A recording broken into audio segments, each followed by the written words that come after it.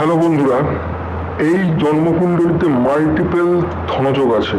Multiple ধনযোগ এবং double নিজভঙ্গ যোগ, মানে একটা নিজভঙ্গ না, একটা গ্রহেরই দুবার নিজভঙ্গ হয়েছে, মানে ডবল নিজভঙ্গ যোগ। দেখুন, আপনারা দেখলেই বুঝতে পারবেন। মিথুন লগ্নের জন্মছক, মিথুন লগ্ন এবং বৃষ রাশি, চন্দ্র তুঙ্গস্থ। তো দেখুন আপনারা, লগ্নে মঙ্গল কেতুর অবস্থান, লগ্নের সপ্তমে রাহুর অবস্থান। রাহু কেতু এখানে নিচ আছে, বাট নিচ ভঙ্গেও আছে। দশমে আছে হচ্ছে বৃহস্পতি, অত্যন্ত শুভ অবস্থায় আছে হংসযোগে। এই একাদশ ভাবে কিন্তু এখানে মস্ত বড় ধনযোগ সৃষ্টি হয়েছে। এখানে একাদশ ভাবে লগ্নপতি, পঞ্চমপতি এবং নবমপতি একত্রে রয়েছে। পুরো কোন ভাবের ত্রিকোণ ভাবে, যাকে আমরা লক্ষ্মী স্থান বলি, তারা একত্রে একাদশ স্থানে কানেক্ট হয়েছে এবং একাদশ স্থানে এখানে সূর্য তুঙ্গ অবস্থায় আছে।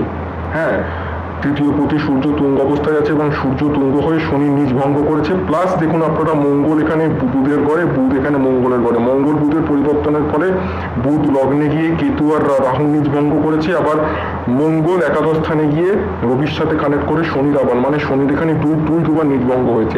একবার সূর্যের মাধ্যমে, একবার মঙ্গল বুধের পরিবর্তনে মঙ্গলের মাধ্যমে। আর দেখুন এখানে দশম স্থানে এখানে বৃহস্পতি দেব হংসযোগ বানিয়ে বসে গেছে। কেরিয়ারের জন্য অত্যন্ত ভালো। সপ্তমপতি দশম স্থানে, বিজনেসের জন্য কিন্তু এই হরোস্কোপ খুব ভালো।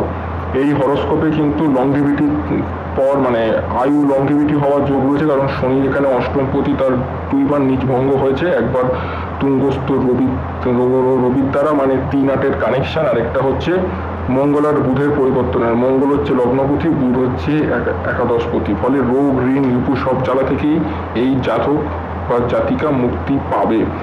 আরেকটা জিনিস দেখুন, এখানে দ্বিতীয় পতি ব্যয় স্থানে, অর্থাৎ লগ্নের দ্বাদশ ভাবে তুঙ্গ হয়ে বসে রেখেছে। লগ্নের দ্বাদশ স্থানে তুঙ্গ প্ল্যানেটকে অনেকেই বলা হয় বাজে, বাট এক্ষেত্রে চন্দ্র যেহেতু লগ্নের 12 নম্বর ঘরে বসেছে, যে কিনা লগ্নের দ্বিতীয় পতি, অর্থাৎ কিনা বিদেশ থেকে লাভবান হওয়ারও কিন্তু ফুল যোগ রয়েছে। অর্থাৎ এই হরোস্কোপ বিজনেস ওরিয়েন্টেড হরোস্কোপ, এবং বিজনেস হলে বেশিরভাগটাই কিন্তু 80% হবে আউট অফ স্টেশন।